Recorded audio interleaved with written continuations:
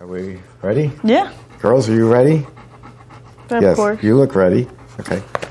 Hi, I'm Steve Thompson, president of Emery Thompson Machine. I'm Christy Brown, Vice President of Sales and Marketing. Welcome to Questions Answered. And we're back. And what? And we're back. And we're back, yes. Back from 4th of July. Yes. Why don't you go first? Okay. Sarah from Ohio, she's a sweet lady. She just purchased a CB350, and she wanted to know, how do you make swirls? And I said, you know, carrying on the conversation, I said, variegated. She goes, wait, what is that? And I said, well, that's the proper name to call the swirls. Anyways, we have a great video on how to do that. Actually, Jeff does. It's super easy. I can explain to you by phone, or you can also send me an email and I can shoot you the video to watch. But as you take out your ice cream, you're going to put just a little bit, about yay much, in your 2.5 gallon container, and then you are going to make your variegate off to the side already in a bucket. You're going to layer a little thin layer and then just keep folding it. Then what you do is you take your tub. I guess I should have got me a tub, huh? I'll get you a tub.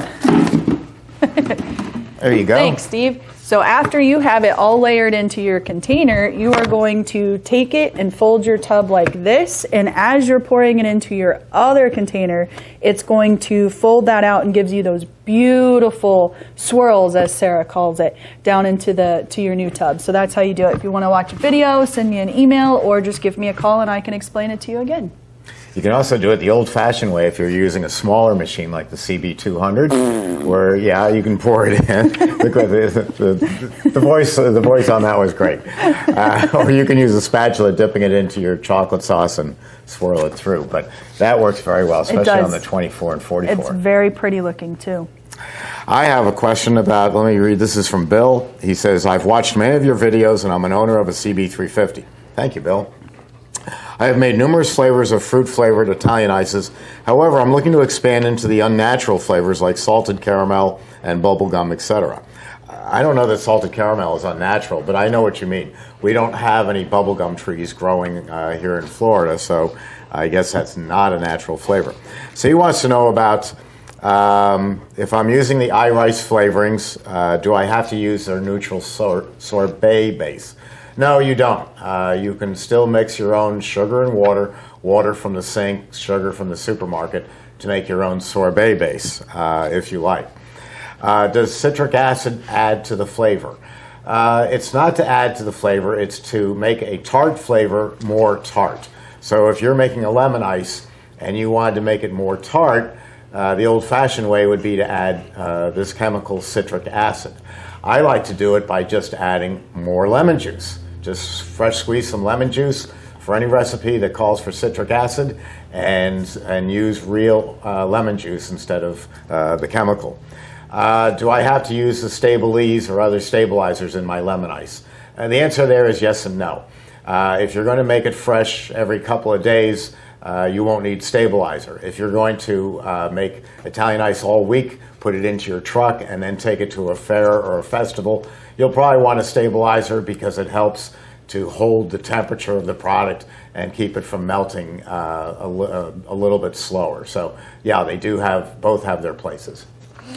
Very good advice. My other one is, what financing I can't talk today, can I? Financing options do you have? We get that question quite a bit. Now, we personally, Emery Thompson doesn't finance, but we work with Barry Fink. He is a very wonderful guy with Sterling Capital Leasing. I almost messed that one up. And he is the financing company that we will work with. Obviously, you know, if you want to get a small personal loan from your bank or a small business loan, that is totally acceptable as well. But we don't accept any outside financing companies. But you really don't want to work with anybody else but Barry. He's a fun guy. Yeah. Very good guy. We've been with him for over 20 years. Yeah. Should I unplug my machine every night? The answer to that has changed over the years. We used to say, no, leave it plugged in, it doesn't matter. But a lot has happened since then. Right now, we're in the summer season here in Florida, not just summer season, but the rainy season. It's going to rain every day, sometime around 3:30 for about 20 minutes, and then it'll clear up. And those storms are horrific. You'd think the world is coming to an end when they come through here. Tampa area is the lightning capital of the world, and we just see some real doozies, to use an old expression.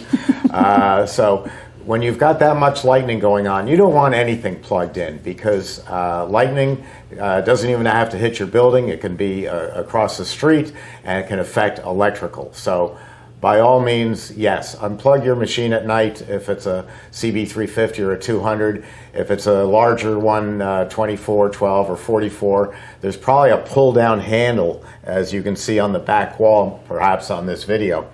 Pull that handle down. If no power can get to the machine, then nothing can be shorted out, and it's going to make it a lot safer.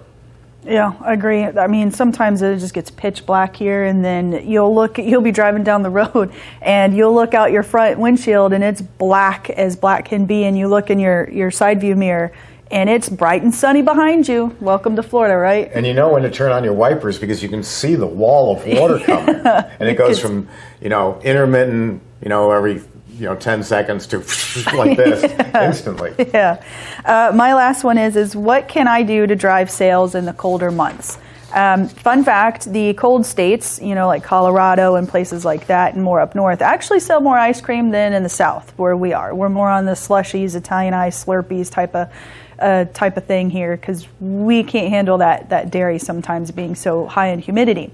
I got that question, and I had a lot of fun with that email. So there's a lot of things you could do. Baked goods, I've seen those. Pint sales, definitely pint sales. Yep. Quart sales, even if you want to do half-gallon sales. Anything that anybody can take home. Ice cream cakes, ice cream popsicles, anything, prepackaged, ready to go, that can help. Hot chocolate bombs were a big deal back then. Pairing brownies, if you make a brownie ice cream. Love brownies. Yeah, you can make the brownies also to sell, and you can also mention those are in the brownie ice cream. Same thing with any other type of candies, or partner with a local coffee shop and use their coffee to make coffee ice cream, and maybe give your coffee shop some coupons for them to drive traffic to your store. And there's all kinds of ideas you can come up with to drive sales in the colder months.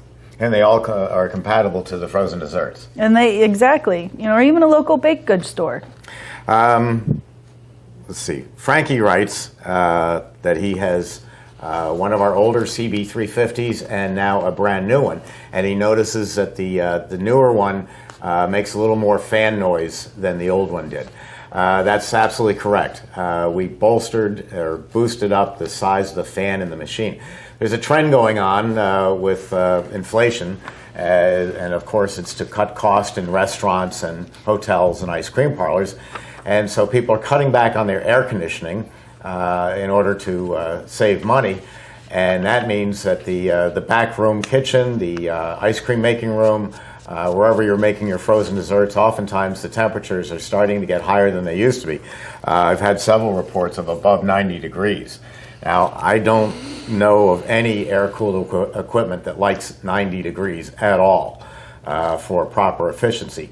However, what we've done in order to compensate for that trend of less air conditioning is we've boosted the size and capacity of the fan motor that's in the CB350. So yes, it's making a little bit more noise, but it's moving a lot more air to keep this machine as efficient as you can go. One last thing, back on the talking about the lightning storms. I heard this yesterday on one of the weather channels, and it's very interesting. They said that they've just completed a 15-year study, and that as the air gets cleaner in a region or a country, the number of storms go up. The hurricanes get a little more intense. The line squalls that I was talking about coming at 3 o'clock, they're getting higher. And yet countries that have high pollution rates like India and China, their rates of storms are going down. And what they believe it is the pollution particulate matter that's in the air is blocking the heat, and that's causing less warming because of the pollution, and so the storms don't affect. So as you hear people say, oh, there's more hurricanes in Florida, there may be, but it's because the air has gotten so much cleaner. Anyway, just a little interesting tidbit. Yeah, we went from ice cream to weatherman. The works. So we'll see you next week, and thanks for tuning in. Bye, guys. Bye.